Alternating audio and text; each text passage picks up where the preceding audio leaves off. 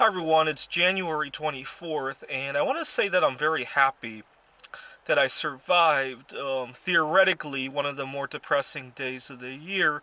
So, a couple years ago, a scientist discovered that, made a calculation about what the most depressing day of the year would be. It would obviously be in the winter time, and it would obviously be on a Monday because most people work Monday through Friday.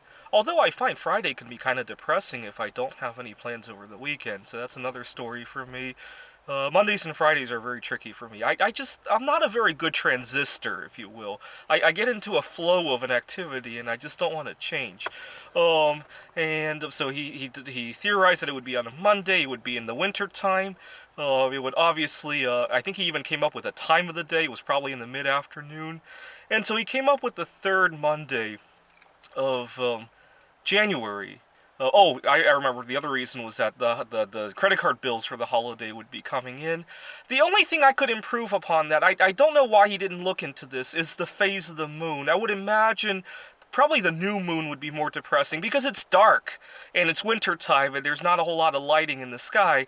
Oh, I don't know why he didn't put moon phase in there. That would be one improvement I would make to it. But whatever the case is, I probably survived. Well, I guess today is the new moon, so I guess I survived that one too. So it's good. But one reason it was depressing is that it's around the time people fail their New Year's resolutions, and I recently failed one, and I jumped back on the saddle, and I'm really proud that I jumped back on. So I thought I would make a video to encourage people to get right back on. Don't give up on their resolutions.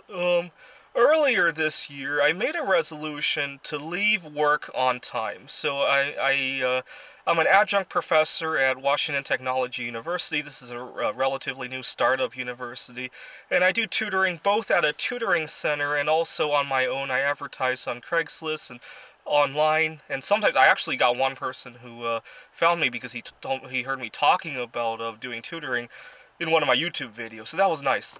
But I made a resolution to leave on time. I have a habit that I will set up a 1 hour or 2 hour session. It really goes over by 10, 20, even 30 minutes sometimes. The big problem is that sometimes I tutor kids who are old enough to drive to my place or to my center, and they don't have somebody picking them up. So it's very easy to accidentally go over time. Actually, this comes from a problem that I had when I was a kid. When I was in 5th grade, one time I was really anxious to get out of class, and I kept looking at the clock. And it seemed like the last 15, 20 minutes of class just seemed to last forever. And my teacher told me, time would go a whole lot faster if you didn't look at the clock. So the next day I tried her advice, and it went really, really fast. So ever since then, I really hate looking at the clock, except that now that I'm doing the teaching, when I don't look at the clock, and it goes way too fast, and I stay overtime.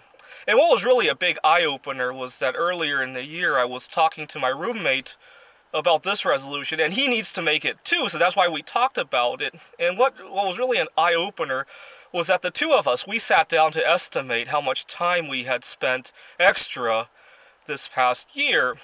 And I estimated it was easily an extra hour or two every week. So we're talking 50 plus hours a year that I'm working overtime, and it's like, in terms of work days, that's over a week. That's a nice vacation I could have taken. Or if I were actually getting paid for it, that I could use that to save up for replacing my car. My car's good. Mitsubishi Lancer that I'm driving right now has halfway to the moon in terms of distance on it. I know it's gonna die sooner or later, and I really could use that pay for that extra week and a half that I'm working toward replacing the car. So I made a resolution to leave work on time, and actually, because we were talking about how that's a week of vacation time, what I did was I printed out a poster of my favorite vacation spot, Gdansk Bay, and I put it on the wall of both my classroom at the university and also at the tutoring center to remind myself, Andrew, leave on time and go to Gdansk Bay.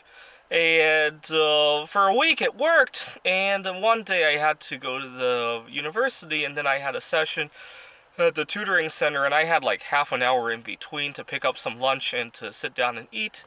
I got to the tutoring center, and I put down my lunch on the table, and the kid comes in early.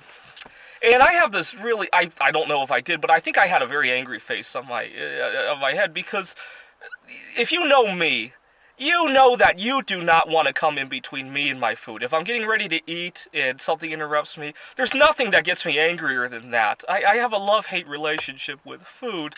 When I was 18 years old, see, I'm 32 years old right now, but when I was 18 years old, I actually got kicked out of banned from a grocery store. What had happened was, I didn't have a driver's license at the time, and I walked to the store. The store's about 2 miles from our home, and getting ready to get my favorite food, and I realized I had forgotten my wallet, and I got so upset that I cussed at everybody in the store. Damn, damn, damn!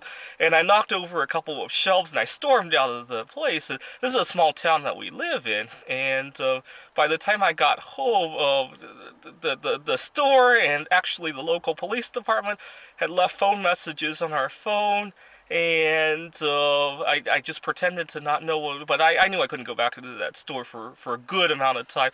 And so for a long time, I had to walk 3 miles to a different grocery store. That's how much, when I'm ready to eat, I'm ready to eat. It's kind of like a sexual drive, if you will. I actually, I didn't lose my virginity until I was 21, so for a long time, food was like sex for me. Anyway, so the student comes in early, and I have this, I don't know what to do, and make a long story short, I didn't want the student to be waiting. I started, and I was eating while I was doing the tutoring. I looked bad, and I tried to shove down the food in order to get on with the tutoring, and I ended up spitting into the garbage can. I thought, okay, I've lost this student. He's not going to come back. He's going to find another tutor at the center, and I'm very relieved that we get our schedules every week. It was a Friday that I had done this, and our manager sends out the schedules on Saturday. I'm very relieved to see my name still on there, and that was that, and I really kicked myself. And actually, the following week, I had another situation where I only had a few minutes to eat. I ended up eating in my car because I didn't want the student to show up early, and I did that again, and the second time, the student actually walked by the parking lot, and we said hello to each other, and he didn't seem to mind me eating in the car, so I really kicked myself that maybe I should have just told him, hey, could you let me finish? We'll be starting in 10 minutes or something like that. And, yeah, I got too carried away, though, because I haven't gone to Gdansk in 2.5 years, and when we were working out the number of hours and how much time, and I think I got a little bit upset about that. And obviously food is a big challenge for me. Obviously my love-hate relationship with my eating was part of my New Year's resolution as well, and I kind of failed there too. So but I'm gonna get back on the saddle with both of them, and I hope this could be some motivation for any of you guys watching who are failing at your resolutions at this moment. Thanks for watching.